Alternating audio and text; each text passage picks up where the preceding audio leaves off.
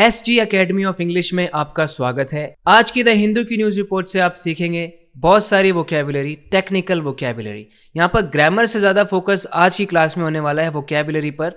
एक टर्मिनोलॉजी होती है डिफेंस की टर्मिनोलॉजी, उससे रिलेटेड आप काफ़ी कुछ यहाँ पर सीखेंगे।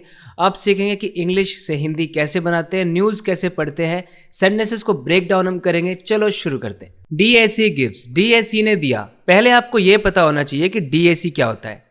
तो DAC मतलब है डिफेंस एक्विजिशन काउंसिल, मतलब कि ये एक हाईएस्ट डिसीजन मेकिंग बॉडी है इंडिया के लिए। कौन से वेपन्स खरीदने हैं, मिलिट्री के इक्विपमेंट कौन से खरीदने हैं, नहीं खरीदने हैं, क्यों खरीदने हैं, कब खरीदने हैं, ये सब फैसले लेने का काम करती है ये body, defence acquisition council, DAC। ठीक है, तो DAC ने दिया नॉड। नॉड मतलब क्या होता है? जब आप अपनी गर्दन को ऊपर नीचे करके हाँ बोल देते हो, मतलब उन्होंने हामी दे दी है। किस चीज़ के लिए? फॉर 114 रफाल्स। रफाल क्या होते हैं? ये फाइटर जेट है। रफाल फाइटर जेट है एक तरह का। तो एयर कॉम्बैट में, मिसाइल अटैक्स करने के लिए और एकदम प्रिसीजन बॉम्बिंग के लिए इन फाइटर जेट्स का यूज़ किया जाता है। सो 114 रफाल्स के लिए हामी भर दिया है DAC ने।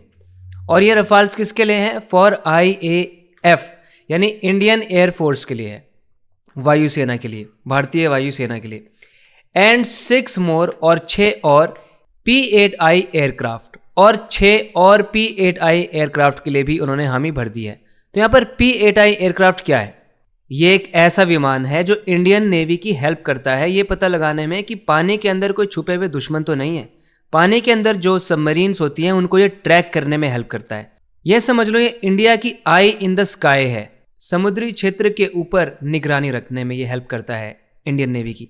तो 6 और P-8I एयरक्राफ्ट नेवी के लिए यानी कि नौसेना के लिए हामी भर दी है DAC ने। तो यहाँ पर सेंटेंस का सब्जेक्ट है DAC, वर्ब आ गया गिव्स, गिव का ऑब्जेक्ट आ गया नॉट। किसके लिए नॉट दिया है? एडवर्बियल फ्रेज वो बताएगा मैं। फॉर प्रेपोजिशन से स्टार्ट हो रहा है। फॉर का ऑब्जेक्ट बन रहा है रफाल्स। रफाल्स कितने हैं? 114, ये हो गया न्यूमरल एडजेक्टिव रफाल्स के लिए। और ये रफाल्स है किसके लिए? For IAF। तो ये प्रेपोजिशन हमको बता रही है। फॉर का ऑब्जेक्ट हो गया IAF। एंड कंजंक्शन जोड़ रहा है किसको? रफाल को और P-81 एयरक्राफ्ट को। तो ये फॉर के बाद पहला ऑब्जेक्ट तो रफाल है और दूसरा ऑब्जेक्ट है 6 मोर P-8I एयरक्राफ्ट। और देखो एयरक्राफ्ट के बारे में आप एक बात याद रखो, सिंगुलर प्लूरल दोनों ही फॉर्म में एयरक्राफ्ट रहता है, इसमें S नहीं लगाया जाता। 6 मोर P-8I एयरक्राफ्ट, 6 और किसके लिए? For navy. The defence acquisition council, देखो अभी मैंने आपको बताया था DAC, chaired by defence minister Rajnath Singh. जिसको चेयर कौन कर रहा है? Defence minister Rajnath Singh.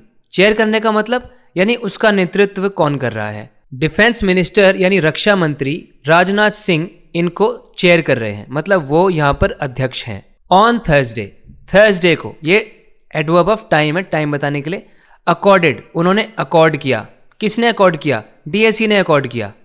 Accord करने का मतलब यहाँ पर प्रदान करना समझ लो, दे दिया, प्रदान किया। क्या प्रदान किया? Acceptance of necessity. Acceptance of necessity क्या होता है?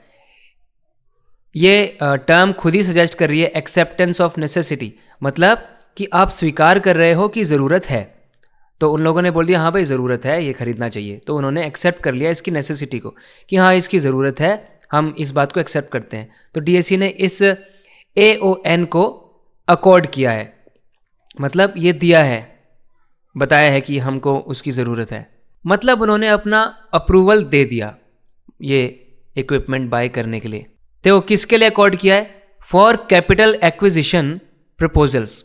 जो ये प्रपोजल्स हुए थे यानी जो प्रस्ताव उनको उनके सामने लाए गए थे कैपिटल एक्विजिशन के लिए। यहाँ पे देखो एक्विजिशन का मतलब क्या होता है? उसको प्राप्त करना, किसी चीज़ को एक्वायर करना। और कैपिटल, यहाँ पे कैपिटल का मतलब है ये जो लॉन्ग टर्म काम आने वाली हमारी एसेट्स होती हैं, जो मिलिट्री इक्विपमेंट है उसकी बात हो रही है, जैसे मिसाइल्स, एयरक्राफ्ट, अलग अलग तरह के शिप्स, वॉरशिप्स, इन सबको कैपिटल बोला जा रहा है क्योंकि ये लंबे समय तक फिर काम आएंगे एक बार खरीदे जाने के बाद। सो इस कैपिटल एक्विजिशन जो प्रपोजल्स आए थे इसके लिए इसको दिया गया है AON, इसके लिए दिया गया है AON। और ये प्रपोजल्स कितने वर्थ हैं, इनकी अमाउंट बताई जा रही है। ये प्रपोजल की अमाउंट कितनी है, कितने रुपए खर्च होने वाले इसमें, अप्रॉक्सीमेटली लगभग 3.6 लाख करोड़, 3,60,000 करोड़ रुपए। मतलब ओवरऑल यहाँ पर क्या बोला जा रहा है कि 3.6 लाख करोड़ रुपए खर्च होने वाले हैं। DAC ने इसकी हामी भर दी है, इसको अकॉर्ड कर दिया है कि हम तो भाई इसको AON दे रहे हैं, ठीक है, हम मानते हैं इसकी ज़रूरत है, इसको एक्वायर कर लो, इसमें इतना पैसा खर्च होने वाला है। अब यहाँ पर देखो सेंटेंस का मेन सब्जेक्ट है द डिफेंस एक्विजिशन काउंसिल, और फिर यहाँ पर जो चेयर्ड बाय दिख रहा है ये पास्ट पार्टिसिपल है जो इस काउंसिल को डिस्क्राइब कर रहा है कि इसको चेयर कौन कर रहा है, विच इज चेयर्ड बाय, तो शॉर्ट में बोल दिया चेयर्ड बाय, पास्ट पार्टिसिपल है ये। और बाय एक प्रेपोजिशन आ गई जिसके बाद बाय का ऑब्जेक्ट है डिफेंस मिनिस्टर राजनाथ सिंह, ठीक है। और ऑन थर्सडे टाइम का एडवर्ब हो गया कि अकॉर्ड किया है, कब किया है, ऑन थर्सडे टाइम बता रहा है। और मेन वर्ब है अकॉर्डेड, यहाँ पर मेन वर्ब है अकॉर्डेड। सब्जेक्ट क्या था, द डिफेंस एक्विजिशन काउंसिल, उसने क्या किया, अकॉर्ड किया। अब अकॉर्ड का ऑब्जेक्ट है, क्या अकॉर्ड किया है, ये AON अकॉर्ड किया है। किस लिए किया है, रीजन बताने के लिए फॉर की प्रेपोजिशन आ गई, यानी फॉर प्रेपोजिशन आ गई, फॉर से लेके फॉर कैपिटल एक्विजिशन प्रपोजल्स, यहाँ तक फॉर का ऑब्जेक्ट हो गया प्रपोजल्स। अब प्रपोजल्स को आगे डिस्क्राइब किया जा रहा है वर्थ का यूज़ करके। ये वर्थ काफ़ी वर्सेटाइल वर्ड है और इसको लेकर काफ़ी डिबेट चलती रहती है कि ये प्रेपोजिशन है या एडजेक्टिव है, क्योंकि देखो ये प्रेपोजिशन की तरह वर्थ के आगे अपना एक ऑब्जेक्ट ले रहा है। देखो वर्थ के बाद ये अमाउंट आ रही है 3.6 लाख करोड़, इसके ऑब्जेक्ट की तरह से। अप्रॉक्सीमेटली एक एडवर्ब हो गया, अप्रॉक्सीमेटली जो इस अमाउंट को कहीं ना कहीं मॉडिफाई कर रहा है 3.6 लाख को, तो ये एडवर्ब है। द प्रपोजल्स, ये जो प्रपोजल्स हैं, ये जो प्रस्ताव हैं, इंक्लूड, ये इंक्लूड करते हैं, यानी इनमें शामिल है, क्या शामिल है, 114 रफाल फाइटर जेट्स, जो कि कहाँ से आ रहे हैं, फ्रॉम फ्रांस, फ्रांस से आ रहे हैं।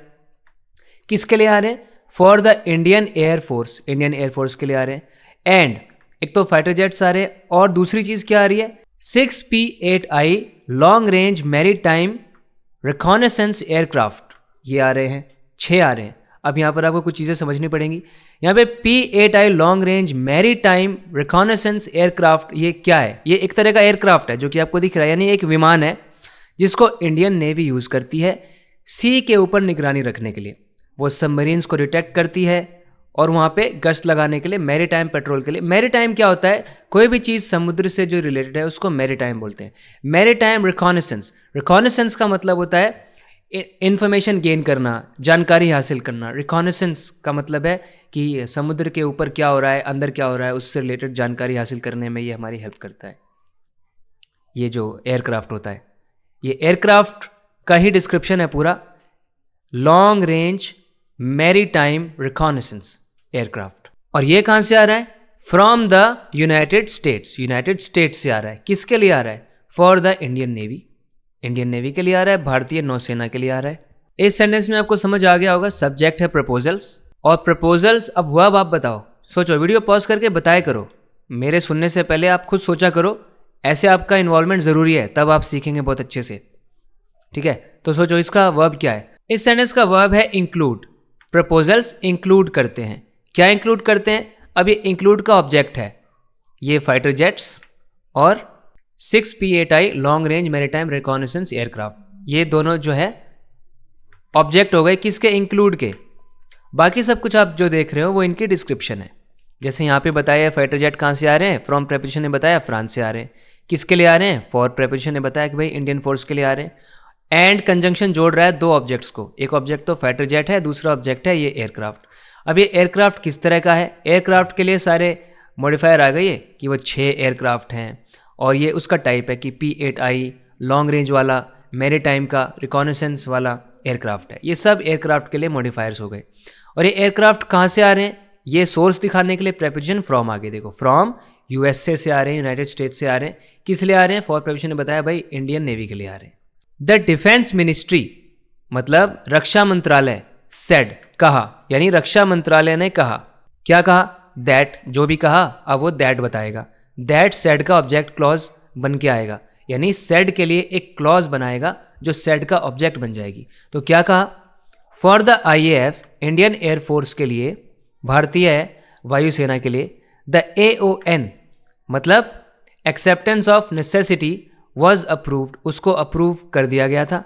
अप्रूव कर दिया गया मतलब उसको मंजूरी दे दी गई। फॉर द प्रोक्योरमेंट, प्रोक्योरमेंट मतलब क्या होता है?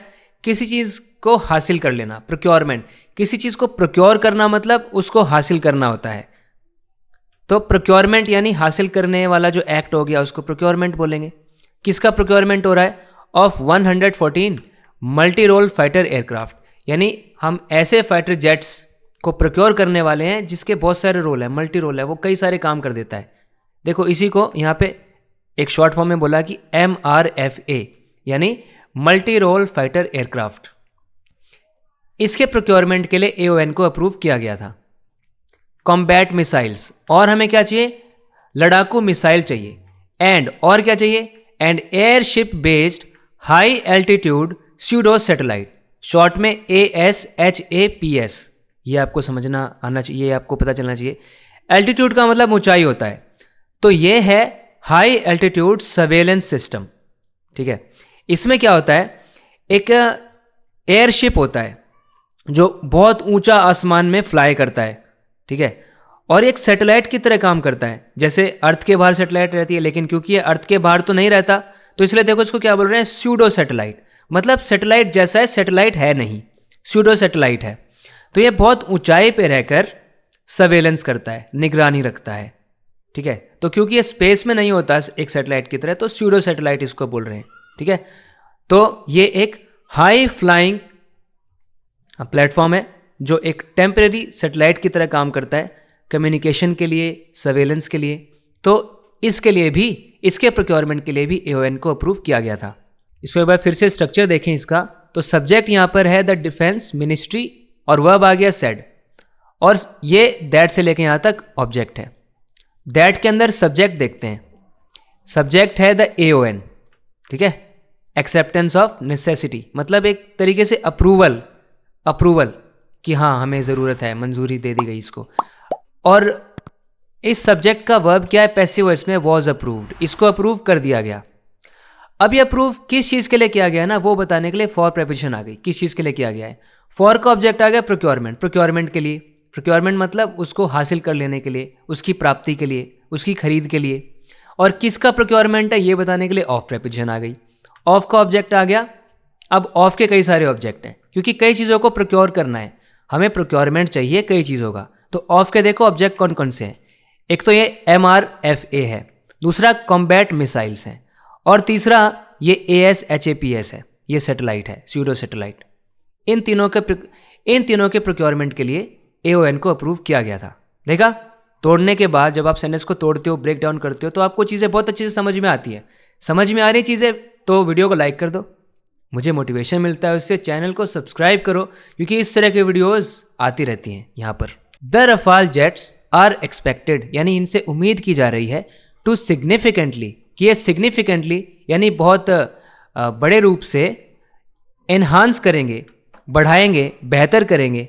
किसको बेहतर करेंगे? द IAFs मतलब इंडियन एयरफोर्स की एयर डोमिनेंस को। एयर डोमिनेंस मतलब ऊपर ही ऊपर हमारा जो डोमिनेंस है, हमारा जो प्रभुत्व है, उसको ये इनहेंस करेंगे कि हम एयर में डोमिनेट करें, एयर में हमसे ऊपर कोई ना हो, हमारा राज चले एक तरीके से। तो इंडियन एयरफोर्स का जो एयर डोमिनेंस है उसको इनहेंस करेंगे। एयर डोमिनेंस कैपेबिलिटी को इनहेंस करेंगे। तो दरअसल IAF का जो यहाँ पे पोजेशन है वो कैपेबिलिटी है, और एक कैपेबिलिटी कैसी है? एयर डोमिनेंस कैपेबिलिटी है। तो ये कंपाउंड मॉडिफायर हो गया कैपेबिलिटी के लिए। किस तरह की कैपेबिलिटी को एनहेंस करने की बात हो रही है? एयर डोमिनेंस कैपेबिलिटी को। और कहाँ पे करेंगे?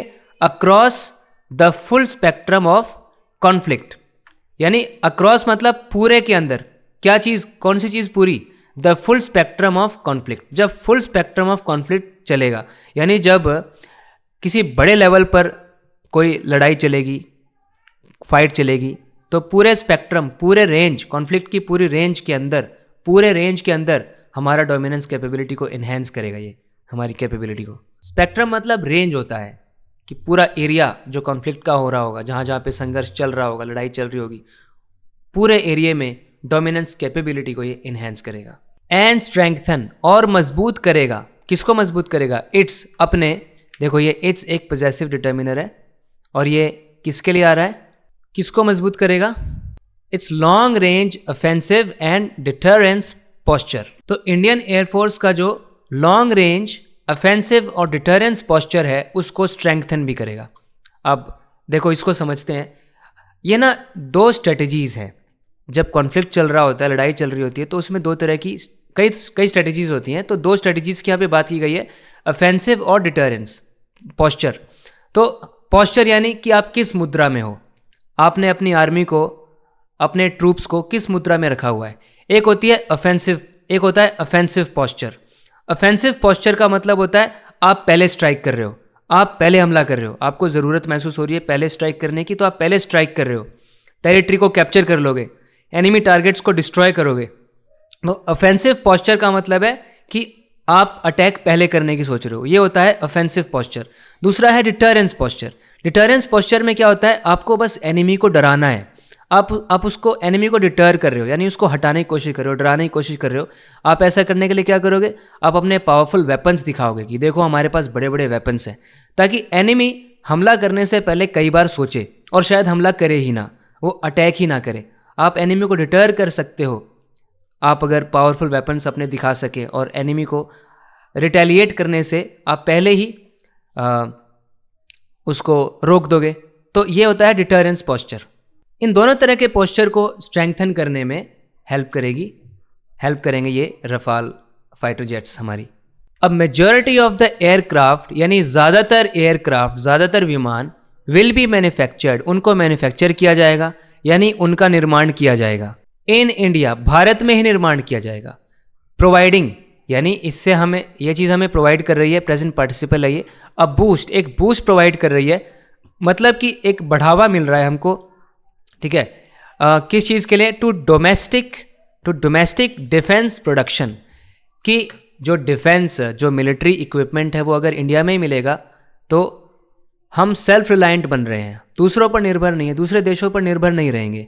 ये जो डिफेंस प्रोडक्शन है, जो उत्पादन हो रहा है मिलिट्री इक्विपमेंट का, वो अपने ही देश में होगा, इसको बढ़ावा मिलेगा। ज़्यादातर एयरक्राफ्ट जो है मैन्युफैक्चर किए जाएंगे इंडिया के अंदर ही। द मिनिस्ट्री, ये जो मंत्रालय है, फर्दर आगे एडेड, इन्होंने आगे ऐड किया, आगे जोड़ा, क्या जोड़ा भाई? दैट द कॉम्बैट, कि जो कॉम्बैट है, जो लड़ाई है, कॉम्बैट मतलब कॉम्बैट के आगे देखो, कॉम्बैट मिसाइल्स जो हैं, लड़ाकू मिसाइल जो हैं, वुड इन्हेंस, वो इन्हेंस करेंगी, बेहतर बना देंगी, मजबूत बना देंगी। किसको? द IAFs, इंडियन एयरफोर्स के, देखो, stand of guard attack capability को। देखो कैपेबिलिटी तो आपको समझ में आ रहा है, योग्यता, हमारी एक तरह की योग्यता को ये मिसाइल्स बढ़ा देंगी, एनहेंस कर देंगी, बेहतर बना देंगी। और ये किस तरह की कैपेबिलिटी है? देखो कैपेबिलिटी के पहले क्या लिखा है? अटैक, कि हम अटैक कर सके। पहले, उसके पहले क्या लिखा है? ग्राउंड, यानी ग्राउंड अटैक।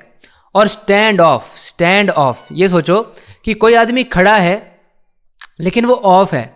ऑफ का मतलब यहाँ पर दूर है, दूर खड़ा है, यानी दूर खड़े होकर आप ग्राउंड पे अटैक कर सकें, ये आपकी कैपेबिलिटी कहला रही है। Stand of ground attack capability, कि आप अपने ग्राउंड टारगेट्स को दूर से ही हिट कर सकें, एनिमी के पास जाए बगैर, ताकि उनका एयर डिफेंस सिस्टम आपको डिटेक्ट भी ना कर सके। और जो फाइटर जेट्स के अंदर पायलट्स बैठे हैं, या जो आपके रफाल्स हैं या फाइटर जेट्स हैं, उनका रिस्क कम हो सके और आप बहुत अच्छे से लॉन्ग रेंज की स्ट्राइक कर सके। इस कैपेबिलिटी को इन्हेंस करेंगी ये कॉम्बैट मिसाइल्स। ये मिनिस्ट्री ने आगे ऐड किया, विद डीप स्ट्राइक प्रिसीजन, वो भी साथ ही साथ हमें क्या मिलेगा? एक बहुत ही गहरा स्ट्राइक प्रिसीजन। स्ट्राइक मतलब वार होता है, कि वार किया जाएगा, वो भी प्रिसीजन के साथ, यानी पूरी सटीकता के साथ। टारगेट को, एकदम टारगेट को ही स्ट्राइक किया जाएगा, आसपास कोई डैमेज नहीं होगा, आसपास मिस नहीं होगा टारगेट। एंड हाई एक्यूरेसी, पूरी हाई एक्यूरेसी के साथ, एकदम एक्यूरेसी के साथ, सटीकता के साथ, वही वाली बात हो गई है, प्रिसीजन का ही सिनोनिम है एक्यूरेसी। द ASHAPS प्लेटफॉर्म, जिसके बारे में अभी मैंने आपको बताया था, विल बी डिप्लॉयड, इसको डिप्लॉय किया जाएगा, इसको यूज़ किया जाएगा, यानी ये सैटेलाइट वाला, स्यूडो सैटेलाइट वाला। किस चीज़ के लिए? फॉर परसिस्टेंट इंटेलिजेंस, यानी कि हमें, परसिस्टेंट का मतलब है लगातार, बिना रुके, नॉन स्टॉप, निरंतर सर्वेलेंस के लिए। सर्वेलेंस यानी निगरानी, एंड रिकॉनेसेंस के लिए। रिकॉनेसेंस मतलब क्या होता है कि आप रिकॉनेसेंस मतलब है कि आप इंफॉर्मेशन को गैदर करते रहोगे, लगातार आप निगरानी रखोगे, मॉनिटर करते रहोगे जो भी कुछ चल रहा है। ISR, देखो ये ISR किसको बोला जा रहा है? इंटेलिजेंस, सर्वेलेंस एंड रिकॉनेसेंस को। इंटेलिजेंस हो गया खुफिया जानकारी हासिल करना, ये हो गया इंटेलिजेंस, सीक्रेट इंफॉर्मेशन जो है वो आपको ये देगी। सर्वेलेंस का मतलब हो गया नज़र रखी जाएगी, निगरानी होगी। और रिकॉनेसेंस जो भी एनिमी के एरियाज़ वगैरह हैं उनको आप ऑब्जर्व करते रहोगे, इन्फॉर्मेशन आपको मिलती रहेगी। इलेक्ट्रॉनिक इंटेलिजेंस, ये जो प्लेटफॉर्म है ASHAPS, ये प्लेटफॉर्म डिप्लॉय किया जाएगा ISR के लिए और ELINT के लिए। अब ये क्या है? Electronic intelligence. इंटेलिजेंस यहाँ भी आ गया, मतलब यहाँ भी किसी तरह की इंफॉर्मेशन की बात हो रही है, लेकिन इलेक्ट्रॉनिक इंटेलिजेंस, किस तरह की इंटेलिजेंस की बात हो रही है? इलेक्ट्रॉनिक।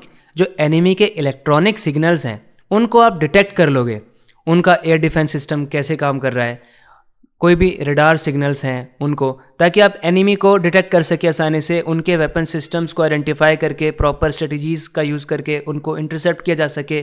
ठीक है, ये होता है इलेक्ट्रॉनिक इंटेलिजेंस, कि आप एनिमी के इलेक्ट्रॉनिक सिग्नल्स को डिटेक्ट कर पा रहे हो और अकॉर्डिंगली प्लान कर पा रहे हो आगे के स्टेप्स को। टेलीकम्युनिकेशंस करने के लिए, मतलब कि टेलीकम्युनिकेशन मतलब संचार के लिए, कम्युनिकेशन के लिए।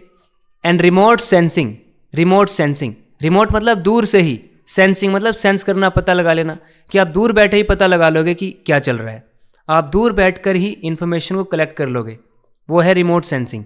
और किसके लिए? फॉर मिलिट्री एप्लीकेशंस के लिए, यानी सेना की मदद होगी इससे, सेना का ही काम होगा, सेना के अनुप्रयोगों के लिए। देखो, फॉर द आर्मी, यानी आर्मी के लिए, सेना के लिए, the DAC defence acquisition council accorded, उन्होंने अकॉर्ड किया, यानी ये वही वाली बात आ गई कि उन्होंने मंजूरी दी, उन्होंने अप्रूव किया AON को, उन्होंने बोला कि हाँ हमें ज़रूरत है, उन्होंने नॉट दे दिया।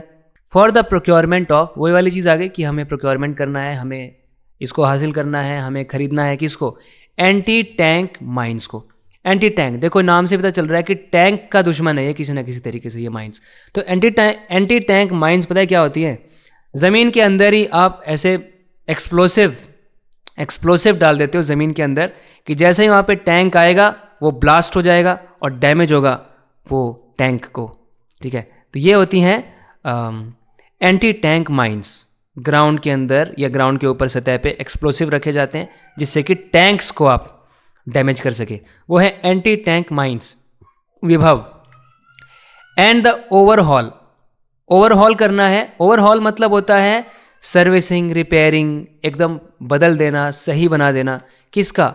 ऑफ व्हीकल प्लेटफॉर्म्स जो है, यानी व्हीकल के जो अलग अलग सेक्शंस हैं, उसका इंजन, ट्रांसमिशन, सस्पेंशन वगैरह, किसका? Of armoured recovery vehicles, ARVs। अब आर्मर्ड रिकवरी व्हीकल्स पता है क्या होते हैं? उनके ओवरहॉल की बात हो रही है, overhaul of vehicle platforms of armoured recovery vehicles. Armoured recovery vehicles, देखो रिकवरी व्हीकल्स नाम से आप समझो, तो क्या होता है? जब युद्ध चल रहा होता है तो उसमें आपके इक्विपमेंट को बहुत डैमेज होता है, आपके टैंक्स डैमेज हो जाते हैं बैटलफील्ड के ऊपर, तो उनको रिपेयर की ज़रूरत पड़ती है। तो उनके रिपेयर करने के लिए एक व्हीकल होता है, एक मिलिट्री व्हीकल होता है जिसको कहते हैं आर्मर्ड रिकवरी व्हीकल। इसका काम क्या होता है कि ये रिपेयर करता है उनको, वहीं पे उनकी सर्विसिंग के काम आता है। ये जो डैमेज्ड व्हीकल्स होते हैं उनको टो करेगा, उनको रिपेयर करेगा, उसके लिए आर्मर्ड रिकवरी व्हीकल काम आता है। तो उसके जो प्लेटफॉर्म है उनका ओवरहॉल किया जाएगा। और किसका किया जाएगा? T-72 टैंक्स, ये टैंक का ही एक टाइप है। T-72 टैंक्स कॉम्बैट के लिए यूज़ होने वाले टैंक, जो मेन आपका बैटल टैंक होता है वो है T-72 टैंक। ठीक है, और दूसरे हैं and infantry combat vehicles. Infantry क्या होता है? ऐसे सोल्जर जो पैदल लड़ाई कर रहे होते हैं, वो होती है इन्फेंट्री। तो इन्फेंट्री कॉम्बैट व्हीकल्स मतलब कि ऐसे व्हीकल्स, ये ऐसे व्हीकल्स होते हैं जो ट्रूप्स को ट्रांसपोर्ट करने में हेल्प करते हैं, उनको पूरे प्रोटेक्शन के साथ एक जगह से दूसरी जगह लेकर जाते हैं। BM2 भी इनको बोलते हैं। ये ऐसे व्हीकल्स होते हैं जो सोल्जर्स को ट्रांसपोर्ट करते हैं एक जगह से दूसरी जगह पे, मूव करते हैं ये लैंड पे या वाटर में। इनके ऊपर मशीन गन्स का सपोर्ट होता है, कैनन होता है इस पर लगा हुआ। द विभव माइंस, मतलब ये जो अभी एंटी टैंक माइंस की बात की गई थी ना, वो विल सर्व, ये सर्व करेंगी, काम करेंगी as an anti tank obstacle, यानी ये टैंक के लिए ना एक बाधा उत्पन्न करेंगी एनिमी के टैंक्स के लिए। एंटी टैंक ऑब्स्टिकल सिस्टम का काम करेंगी ये, जो एनिमी के टैंक होंगे उनके लिए ऑब्स्टिकल बनेंगी, उनके रास्ते में रोड़ा बनेंगी। टू डिले, ताकि ये देरी ला सकें, डिले कर सकें। एंड डिसरप्ट, और डिस्टर्ब कर सके, खराब कर सके। एडवांसिंग, आगे बढ़ते हुए एनिमी को, एनिमी मैकेनाइज्ड फोर्सेस, आगे बढ़ते हुए एनिमी मैकेनाइज्ड फोर्सेस को। तो एडवांसिंग एक प्रेजेंट पार्टिसिपल हो गया। डिसरप्ट का ऑब्जेक्ट है यहाँ पर फोर्सेस, इन फोर्सेस को डिसरप्ट करने की बात हो रही है, दुश्मन के दलों को डिसरप्ट करने की बात हो रही है। वो भी कैसा? एडवांसिंग, आगे बढ़ता हुआ।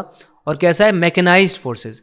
मैकेनाइज्ड का मतलब होता है ये ऐसी सेना नहीं है जो बस पैदल ही चली आ रही है। मैकेनाइज्ड का मतलब है ये प्रॉपर टेक्नोलॉजी का यूज़ कर रहे हैं, इनके पास व्हीकल्स हैं, इनके पास टैंक्स हैं, अलग अलग सिस्टम्स हैं। द ओवरहॉल, जो ओवरहॉल होगा, ओवरहॉल का मतलब यहाँ पर है उसका रिपेयरिंग का काम जो है, उसको फुल्ली अपग्रेड करना है, रिपेयर करना है, ठीक है, ये है ओवरहॉल। किसका? ऑफ एग्जिस्टिंग मतलब जो मौजूदा आर्मर्ड प्लेटफॉर्म्स हैं जो पहले से हमारे पास हैं, उनका ओवरहॉल करना है। इज़ एम्ड, ये ओवरहॉल एम्ड है, यानी इसका लक्ष्य है। ये ओवरहॉल क्यों किया जा रहा है, इसका लक्ष्य क्या है? एट एक्सटेंडिंग देयर सर्विस, कि हम इनकी सर्विस को एक्सटेंड कर सकें, यानी हम इनसे और ज़्यादा काम ले सकें, ये व्हीकल्स और लंबे टाइम तक हमारा साथ दे सके और काम करें, ये सर्विस लाइफ जो है इनकी और बढ़े। एंड इंश्योरिंग, और इंश्योर करना है हमें सुनिश्चित करना है ऑपरेशनल रेडीनेस, और ये काम करने के लिए एकदम तैयार रहे। जब भी ऑपरेशन हमें करना पड़े, काम करना पड़े, ये तैयार रहे, इसको सुनिश्चित करना है। इट एडेड, ऐड किया, किसने ऐड किया भैया? इट किसके लिए, ये बताओ। ये हमें ऊपर देखना पड़ेगा, देखो इट किसके लिए है? मिनिस्ट्री के लिए है। ये सारी बातें मिनिस्ट्री ने बोली है यहाँ पर। Reconnaissance aircraft, the navy received, navy को मिला AON, ये फिर से वही आ गया, इसको मैं आपको बता चुका हूँ अभी। फॉर 6 एडिशनल, 6 और P-8I long range maritime reconnaissance aircraft के लिए। ये भी मैं पहले बता चुका हूँ, आप वीडियो को रिवाइंड करके एक बार फिर से देखना कि ये कौन से तरह की एयरक्राफ्ट है। ये कहाँ से आ रहे हैं? फ्रॉम द US से आ रहे हैं। अलॉन्ग विद, साथ ही में, और किसके लिए इनको मंजूरी मिली है? 4 MW, जिसका मतलब यहाँ पर मेगावाट है, 4 मेगावाट की marine gas turbine based electric power generator, यानी एक इलेक्ट्रिक पावर जनरेटर भी प्रोक्योर किया जाने वाला है। और ये भी कैसा है? मरीन गैस टर्बाइन, मतलब टर्बाइन क्या होता है? रोटेट करने वाला एक सिस्टम होता है, रोटेट करके इलेक्ट्रिसिटी को प्रोड्यूस किया जाता है। मरीन मतलब है समुद्री रिलेटेड, जो भी मैंने आपको बताया। और गैस टर्बाइन एक इंजन है जो रन करता है और हाई स्पीड रोटेशन प्रोड्यूस करता है, और उस रोटेशन से फिर इलेक्ट्रिसिटी बनती है। तो वो है ऐसा इलेक्ट्रिक पावर जनरेटर है, इसको भी प्रोक्योर किया जाने वाला है। इसको AON मिला है। द P-8I एयरक्राफ्ट, ये जो P-8I वाले एयरक्राफ्ट हैं, ये क्या करेंगे? सिग्निफिकेंटली, यानी बड़े पैमाने पर, बड़े रूप से, बड़े महत्वपूर्ण तरीके से बोल्स्टर करेंगे। देखो, बोल्स्टर करना किसी चीज़ को मतलब उसको मजबूत बनाना, उसको मजबूती देना होता है। जैसे उसकी स्पीच ने मेरे कॉन्फिडेंस को बोल्स्टर कर दिया, ठीक है। जैसे आप इस चैनल को सब्सक्राइब करके मेरे कॉन्फिडेंस को और मोटिवेशन को बोल्स्टर कर सकते हैं, तो प्लीज़ कर दो ना, सब्सक्राइब करो ना, तभी तो बताऊँ मैं आपको बोल्स्टर का मतलब। तो वो बोल्स्टर करेंगे द नेवी के long range anti submarine warfare को। वॉरफेयर, युद्ध की बात हो रही है, वो भी कैसा युद्ध? Anti submarine. तो जैसा कि अभी मैंने आपको पहले बताया था कि P-8I जो एयरक्राफ्ट है, इसका काम ही होता है सबमरीन्स को ट्रैक करना और सी एरिया के ऊपर सर्वेलेंस करना। तो ये कोई सबमरीन, एनिमी सबमरीन्स जो होंगी उनको हमें ट्रैक करना हमारे लिए ज़रूरी है। तो वो वाला जो वॉरफेयर है उसमें नेवी की हेल्प करेंगी। नेवी के long range anti submarine warfare को बोल्स्टर करेंगी। मैरीटाइम सर्वेलेंस को, समुद्री निगरानी को, एंड मैरीटाइम स्ट्राइक कैपेबिलिटीज़, और हम समुद्री हमले भी बहुत अच्छे से कर सकें, उसमें हमारी हेल्प करेगी। The induction of the maritime gas turbine based generator, जो अभी मैंने आपको बताया था टर्बाइन बेस्ड जनरेटर कौन सा है पावर जनरेट करने के लिए, उसका जो इंडक्शन होगा ना, यहाँ पे इंडक्शन का मतलब है किसी को इंट्रोड्यूस करना, यानी यहाँ पर उसकी शुरुआत हो रही है, उसकी एंट्री हो रही है। इस गैस टर्बाइन बेस्ड जनरेटर की जो एंट्री हो रही है, जो इसका इंडक्शन हो रहा है, under the make one category of the defence acquisition procedure. ये जो मेक वन श्रेणी बनी है हमारे भारत देश की, जिसके अंदर सरकार ने दावा किया है कि जो डिफेंस प्रोडक्शन है उसके अंदर गवर्नमेंट बहुत एड करेगी, गवर्नमेंट हेल्प करेगी, 70 to 80% या शायद उससे ज़्यादा भी फंड करेगी उन कंपनीज को जो मैन्युफैक्चर कर रहे हैं मिलिट्री इक्विपमेंट को। तो ये है make one category of the defence acquisition procedure, मतलब मिलिट्री इक्विपमेंट को एक्वायर करने की जो हमारी प्रोसीजर चल रही है, प्रक्रिया चल रही है 2020 की, इज एक्सपेक्टेड, इससे उम्मीद की जा रही है कि ये क्या करेगी, टू रिड्यूस, कम करेगी। किसको कम करेगी? डिपेंडेंस को, निर्भरता को। ये हमारे डिपेंडेंस किसके ऊपर है? ऑन फॉरेन मैन्युफैक्चरर्स, यानी विदेशी निर्माता जो विदेशों में, दूसरे देशों में मैन्युफैक्चरिंग होती है ना हमारे डिफेंस इक्विपमेंट की, उसको कम किया जाएगा। हम खुद मैन्युफैक्चर करेंगे अपने देश में, हमारे डिपेंडेंस जो है उनके ऊपर वो कम होगी। एंड इन्हेंस, और इन्हेंस होगा सेल्फ रिलायंस, आत्मनिर्भरता इन्हेंस होगी, उसको बढ़ाया जाएगा।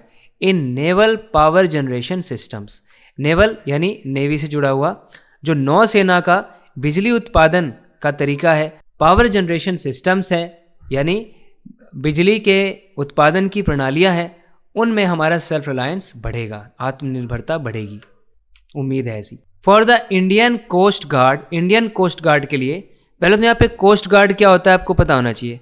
तो कोस्ट गार्ड जो तट पर रहकर जो आर्मी होती है, इंडिया के कोस्टल एरियाज में रहकर यानी सी बॉर्डर पर रहकर जो रक्षा करती है हमारे देश की, जो आर्मी, जो फोर्सेज हैं, वो है Indian coast guard. The AON was granted, इसको भी AON दिया गया था। किस चीज़ के लिए? फॉर द प्रोक्योरमेंट ऑफ, ये बता चुका हूँ मैं, इलेक्ट्रो ऑप्टिकल इंफ्रारेड सिस्टम्स। अब ये क्या है? Electro optical infrared systems. ये अगर मैं आपको सिंपल लैंग्वेज में बताऊँ तो ये एक तरह के कैमरे हैं जो आप एयरक्राफ्ट पर फिट करते हो ताकि आपको दिन या रात में आसानी से दिख सके कि आगे क्या हो रहा है। तो इलेक्ट्रो ऑप्टिकल जो है ये नॉर्मल हाई क्वालिटी का वीडियो कैमरा है डे विजन के लिए, और इंफ्रारेड वाला जो है ये हीट को सेंस करने वाला कैमरा है नाइट विजन के लिए। ये क्या करते हैं? बोट्स और शिप्स जो आपके आसपास है उसको डिटेक्ट करने में आपकी हेल्प करते हैं। आप किसी भी तरह की सस्पिशियस मूवमेंट को, कोई भी आपको जब दाल में काला लगेगा तो वो आपको देखने में ये मदद करेंगे। आप मॉनिटर कर सकते हो कोस्टल एरियाज़ को, बॉर्डर्स को। ये है EO और IR सिस्टम्स, एडवांस्ड कैमराज हैं ये जो आप एयरक्राफ्ट में इंस्टॉल करते हो। फॉर इट्स डोर्नियर एयरक्राफ्ट, तो ये एयरक्राफ्ट एक स्पेशल एयरक्राफ्ट होता है डोर्नियर एयरक्राफ्ट, उसके ऊपर ये सेट किए जाएंगे सिस्टम, EO और IR सिस्टम उस पर फिट किए जाएंगे। डोर्नियर एक तरह का ये भी एयरक्राफ्ट है, सर्वेलेंस के लिए यूज़ किया जाता है जो, तो इसमें ये फिट किए जाएंगे EO IR systems. The systems, ये जो सिस्टम्स है, विल एनहेंस, ये बढ़ाएंगे मैरीटाइम सर्वेलेंस को, समुद्री निगरानी को, एंड स्ट्रेंथन, मजबूत करेंगे कोस्टल सिक्योरिटी ऑपरेशंस। कोस्टल यानी तट पर जो सिक्योरिटी ऑपरेशंस हैं, यानी सुरक्षा के जो हम काम कर रहे हैं, जो सुरक्षा अभियान है तटीय क्षेत्र वाले, उनको स्ट्रेंथन करेगी, उनको मजबूती देंगे ये सिस्टम्स। द अप्रूवल्स, ये जो अप्रूवल्स हैं, ये जो मंजूरियाँ मिली हैं, mark one of the largest capital acquisition clearances. ये वन ऑफ द लार्जेस्ट, आज तक की सबसे बड़ी जो डील हुई है डिफेंस के मामले में, उसमें आज तक की सबसे बड़े कैपिटल एक्विजिशन क्लियरेंसेज में से एक है। तो कैपिटल एक्विजिशन क्लियरेंस क्या है? देखो मैंने पहले बताया था कैपिटल यहाँ पर किसको बोला जा रहा है। कैपिटल यानी कि जो हमारी हाई वैल्यू की लॉन्ग टर्म एसेट्स हैं, टैंक्स, एयरक्राफ्ट, वॉरशिप्स, मिसाइल्स, इनके एक्विजिशन यानी इनको परचेज किया जा रहा है। इनका जो क्लियरेंसेज है, क्लियरेंस मतलब मंजूरी दे दी जा रही है, साफ किया जा रहा है उनका रास्ता, ऑफिशियल अप्रूवल्स मिल रहे हैं। ये जो अप्रूवल्स हैं ये ऐसे क्लियरेंसेज हैं, ऐसे कैपिटल एक्विजिशन क्लियरेंसेज हैं इन रिसेंट ईयर्स, हाल ही के कुछ सालों में वन ऑफ द लार्जेस्ट हैं, वन ऑफ द लार्जेस्ट। आज तक के जितने भी ऐसे क्लियरेंसेज हुए हैं उसमें सबसे बड़ों में से एक है। अंडरलाइनिंग, और ये रेखांकित कर रहे हैं, इस चीज़ को हाईलाइट कर रहे हैं, क्या कर रहे हैं? द गवर्नमेंट्स थ्रस्ट, कि गवर्नमेंट का थ्रस्ट है यानी जोर है पूरा सरकार का ऑन फोर्स मॉडर्नाइजेशन के ऊपर, यानी कि सेना के आधुनिकीकरण के ऊपर। हम आधुनिकता ला रहे हैं अपने सेना की कैपेबिलिटी को बढ़ाने के लिए। एंड इंडिजनाइजेशन, हाँ, मतलब कि स्वदेशीकरण। ये भी बढ़ावा दिया जा रहा है कि अपने देश में ही मैन्युफैक्चरिंग हो, ताकि सेल्फ रिलायंट हम बने और हम रिड्यूस करें अपनी डिपेंडेंस को फॉरेन नेशंस के ऊपर। तो ये था आज की वीडियो में। आपने देखा कि आज मैं ज़्यादा पार्सिंग करने के लिए ज़्यादा डिटेल में सेंटेंसेस के अंदर नहीं गया, क्योंकि आज के वीडियो में मुझे आपको समझाना था कि कैसे हम समझते हैं। और यहाँ पर डिफेंस टर्मिनोलॉजी से आप काफ़ी फेमिलियर हुए होंगे और आपने देखा कि कैसे डिफ़िकल्ट सेंटेंसेस भी ईजी हो सकते हैं अगर उनको ब्रेक डाउन प्रॉपर्ली किया जाए। तो मैं आपके लिए करूँगा ये, और आप चैनल को सब्सक्राइब ज़रूर करें और इस तरह की वीडियोस आपको मिलती रहेंगी। आपका सब्सक्राइब करना मेरे लिए ज़रूरी है ताकि मुझे मोटिवेशन मिलती रहे इस तरह के कंटेंट को लाने के लिए। काफ़ी मेहनत करके टाइम निकाल के ये मैं करता हूँ। आपको पता होगा, अभी क्लास के बीच में ही आपने टुन डुन आवाज़ सुनी थी। मेरी क्लास के बीच में नहीं, वीडियो के बीच में आपने टुन डुन आवाज़ सुनी थी, वो क्लास की साउंड थी। मेरी क्लास शुरू हो गई थी, फिर वो क्लास लेके वीडियो उधर ही रिकॉर्डिंग बंद करके ख़त्म करके क्लास लेके फिर जब मुझे टाइम मिला फिर अगला पार्ट मैंने रिकॉर्ड किया यहाँ पर। तो आप समझ सकते हो। देखो, मैं आपको सच बता रहा हूँ, काफ़ी टाइम निकालना पड़ता है, मेहनत करनी पड़ती है इस तरह के वीडियोस को लाने के लिए। तो आपके सपोर्ट को मैं बहुत ज़्यादा एक्सपेक्ट कर रहा हूँ। जैसे हम एक्सपेक्ट कर रहे हैं कि हमारा इंडिजनाइजेशन और मॉडर्नाइजेशन होगा, उसी तरह मैं भी एक्सपेक्ट कर रहा हूँ कि इस चैनल के सब्सक्रिप्शंस बढ़ेंगे और आपको मेरा कंटेंट पसंद आएगा, आप रिस्पॉन्ड अच्छा करेंगे। So thanks for watching this video. I'll keep coming up with more such video lessons. You're going to learn a lot of stuff. Thanks a lot. Take care. Bye bye.